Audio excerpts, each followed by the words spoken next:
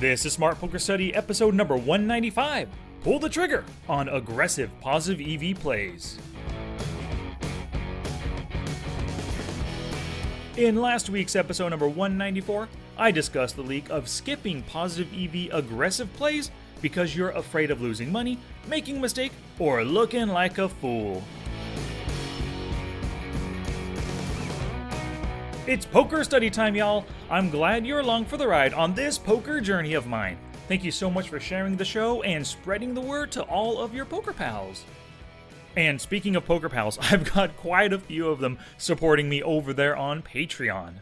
They are John, Patrick, Cameron, Andrew, Jason, Michael, George, Darren, Scott, Wayne, Corey, Josh, German, Daniel, Zach, another Wayne, Kathy, Michael, Audrey, Keith, Carrie, Greg, Brian, Charles, Lou, Paul, CJ, Kevin, Chris, and Dustin. Thank you all so much for being my Patreon poker pals.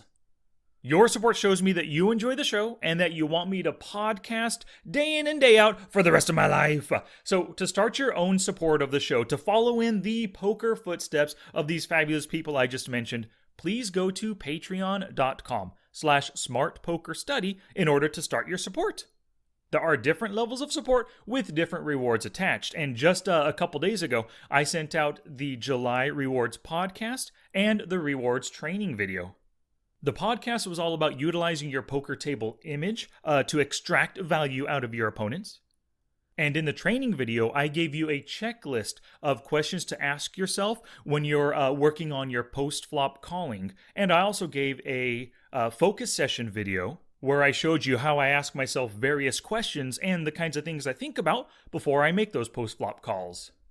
So once you begin your support on Patreon, you're going to get the current month's reward as well as access to the archive of patron-only content. So for just a few dollars a month, which is often less than one buy-in for most of you, you're going to support the show and you're going to receive some valuable poker content in return.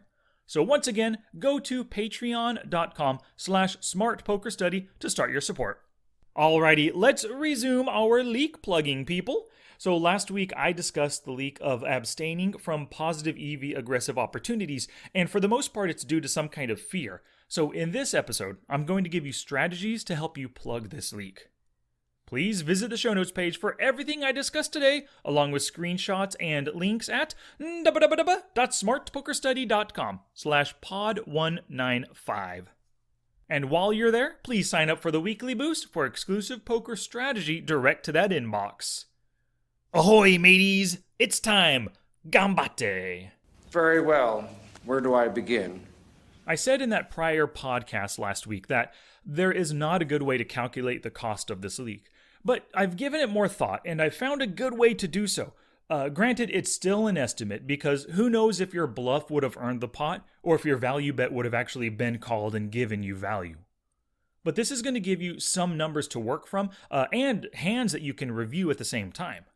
So the first step in this process is to determine which type of aggressive play that you often fail to make. Let's say you have an issue with making positive EV 3-bet bluffs pre-flop. So this is what you're going to do. In your database, you're going to filter for the opportunity to 3-bet, which means you were facing a 2-bet. You're also going to add to this filter the fact that you did not make the 3-bet. And then also add to the filter your normal bluffing hands. So for example, if your button 3-bet bluffing range includes ace-5 suited through ace-deuce suited and 8-7 suited through 7-6 suited, you're going to add those hands to your filter. And if you go to the show notes for today, you're going to see a screenshot in Poker Tracker 4 of what this simple 3-part filter looks like. So you're going to run the filter and then record the number of hands that you failed to 3-bet with from the button or with whatever position you're diving into. So for example, you might see 30 hands that come back from this. Remember, these are all hands that you failed to 3-bet bluff with your normal bluffing hands. Next, you want to go back to the filter and remove the not made the 3-bet. So you're going to change it to you actually made the 3-bet with these hands.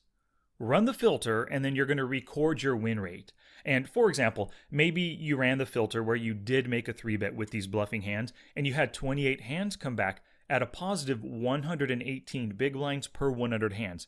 This equates to 1.18 big blinds per hand played, which means on average, you make 1.18 big blinds every time you 3-bet bluff with this set of hands.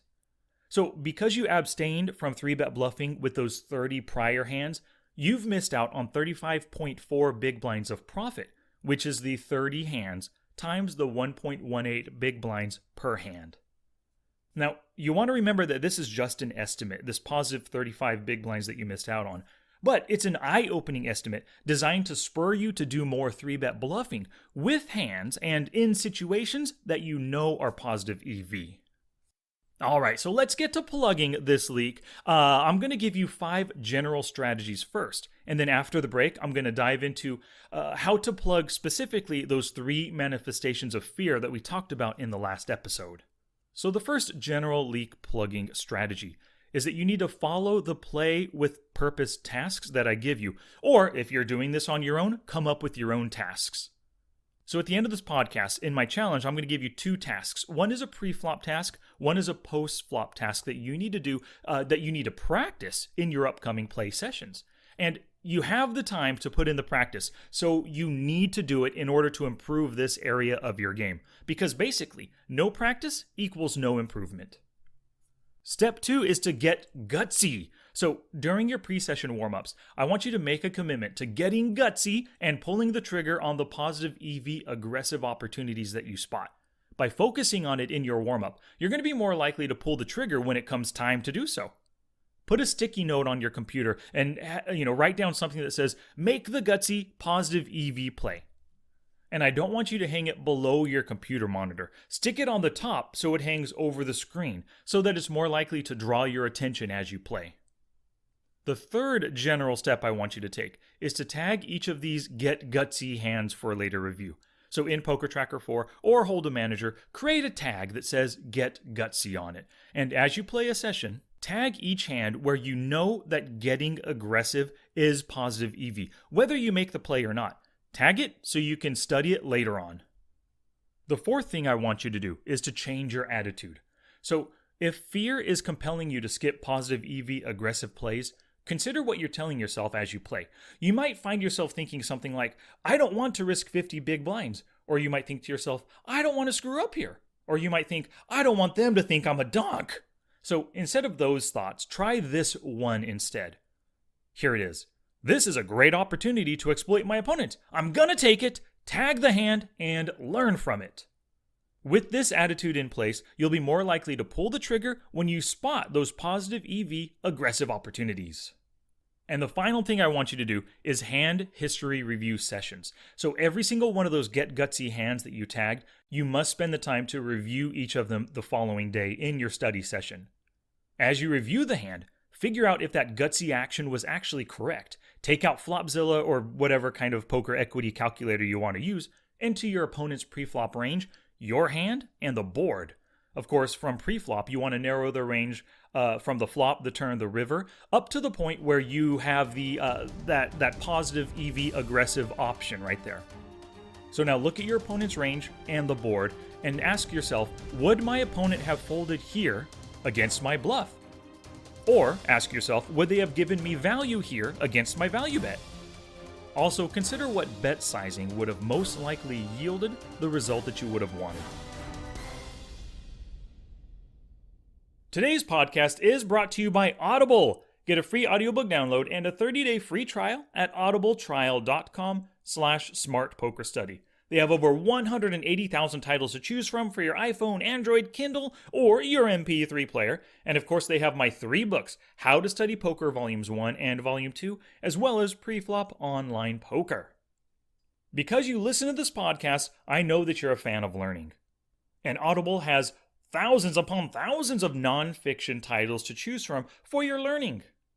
You want to learn how to take better care of your dog, improve your relationships, become a better manager at work, improve your poker game, of course. All of that is there at audible.com.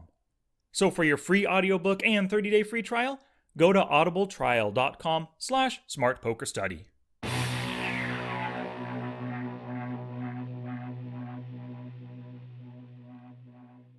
And 2 shout-outs here today. The first goes out to Ken Nielsen, who gave me a 5-star review for my new book, Preflop Online Poker. This is from Amazon.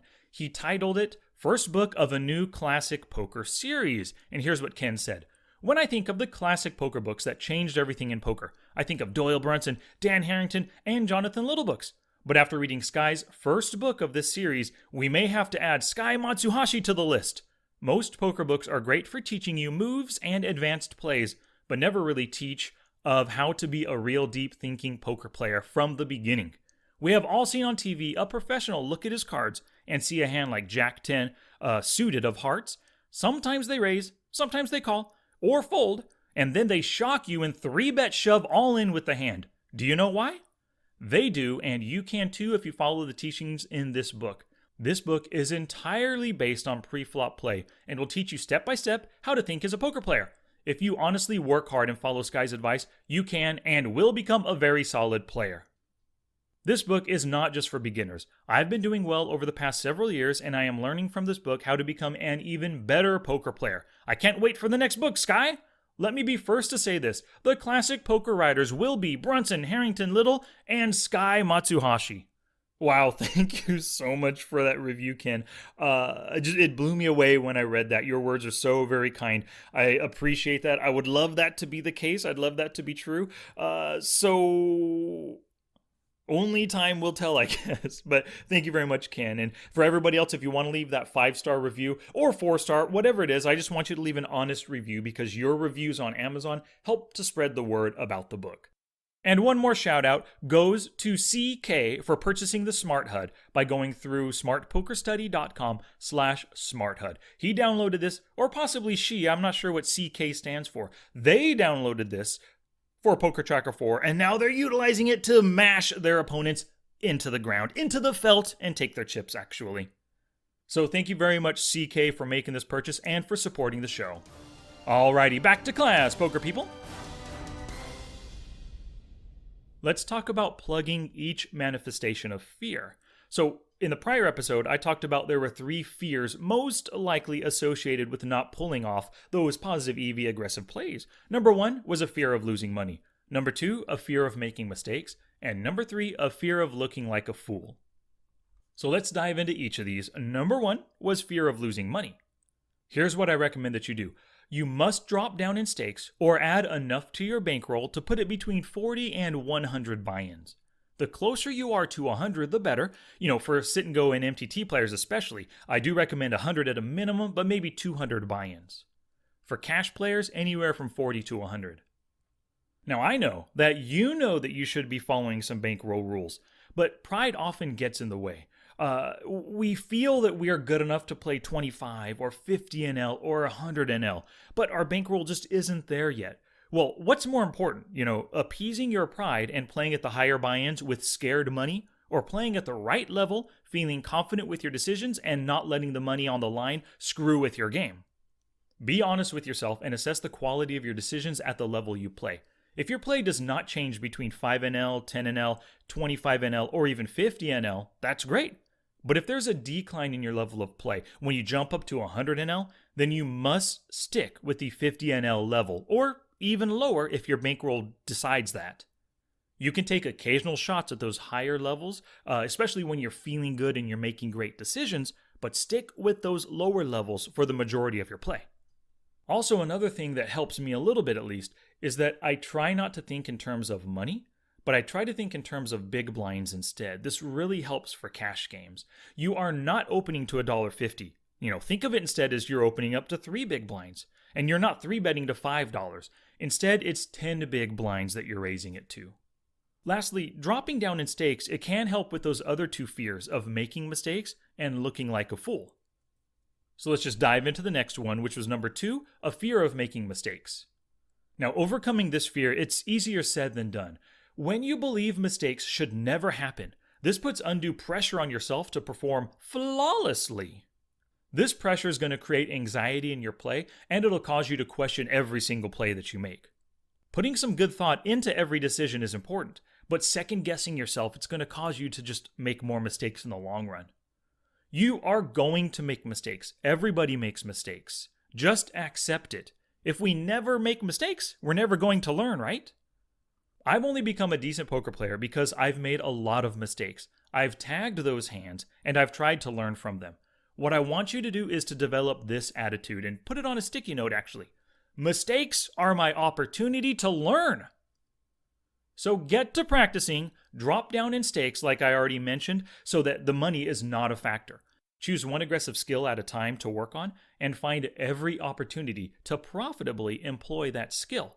Or simply be present in every table that you play, think through all of your decisions, and seek out every opportunity to get aggressive. Basically, look for good bets and raises to make to either earn more value or to take down pots. And that third fear was the fear of looking like a fool. You probably have high expectations of yourself, and this is translated into a desire for others to think highly of you. But here is a universal truth. It's a life lesson that I've believed for many years now. Opinions are like assholes. Everyone has one, and they all stink. What do you care if other players at the table think you're a bad player? Why would you care if they think you're a donk or a fish or just the worst calling station in the world? I believe that the worse your image is in their eyes, the better it is for you. If you get caught bluffing off your stack 2 times, you're going to learn from those mistakes. But your opponents don't know that you're learning from the mistakes. To them, a tiger never changes its stripes. A donk is a donk, a whale is a whale, forever. But you are no ordinary tiger. You tag your hands and you study them. You make mistakes, research them to figure out what you did wrong, and you vow to not make that mistake again. So the next time you make a similar play, but you've got a better hand than they do, you're going to be stacking those fools because they think you're an idiot. You've now turned your prior mistake into a profit-making situation. I think that it's human nature to care what other people think, but if we consider this logically, you cannot control what they think, nor should you even try. You're just wasting your time if you do so. Like I said in the prior podcast, you've got control of 2 things in life, your actions and your attitudes. Acting with the intent of not looking like a fool, or in an effort to appease other people, it's not going to benefit you in life, nor is it going to benefit you in poker. Challenge! Here's my challenge to you for this episode. Once again, it's a 2-parter, baby. The first part is a pre-flop task, and the second, a post-flop. Let's hit the pre-flop first. In your next 3 play sessions, practice 3-bet bluffing in position. Because if you have a hard time 3-bet bluffing, doing so in position can ease a little bit of the pressure on you. Make the play against players whose positional raise first in is 20% or greater, and definitely over 25%. Drop down in stakes if necessary so that the money you put at risk isn't worrisome to you. Utilize hands that have good post-flop playability in case they call you, and of course also use those suited aces and things that have good blocking power. As a suggestion, you might want to try some suited connectors, small to medium pocket pairs, suited aces like I just said, and suited Broadway kings like King-Queen suited, King-Jack, and King-10 suited. And of course, tag each of these hands for review in tomorrow's study session. And task number 2, the post-flop task. So in the next 3 play sessions, when you have position post-flop, bet every single time they check it to you. They have just shown weakness, so now you show strength and put them to the test. If they call, fire on the next street when they check again. If you face a check raise on the flop, or maybe a donk bet on the turn, consider what they could be making this play with, and react accordingly. Raise or re-raise as a bluff if you determine it's positive EV, and they're likely to fold. Or do it for value if they can pay you off with worse hands. And once again, of course, tag each of these hands for later review. Now it's your turn to take action, and do something positive for your poker game. Oh, that's it now. Get out there and be somebody. Go write a book. This episode isn't complete until you head to the show notes page at www.smartpokerstudy.com/pod195. Go there for screenshots and links to everything discussed today, and to discover ways in which you can support the podcast. Thank you so much for listening today. If you haven't done so already, please subscribe and leave a review within your favorite podcatching app. This is the best way, other than word of mouth, that you can help the show grow. If you can type or say the word Smart Poker Study, you can find me on Alexa, YouTube, Facebook, Twitter, Twitch, and Instagram. And I've got a Q&A coming up, so send me those questions. Sky@smartpokerstudy.com. Alrighty, poker people, next week in episode 196, I'm going to do that 3-question Q&A I had just mentioned. Word of mouth is the best advertising, so thank you very much for sharing the show with other poker peeps. Your sharing and caring is what helps us grow. Until next time, study smart, play much, and make your next session the best one yet.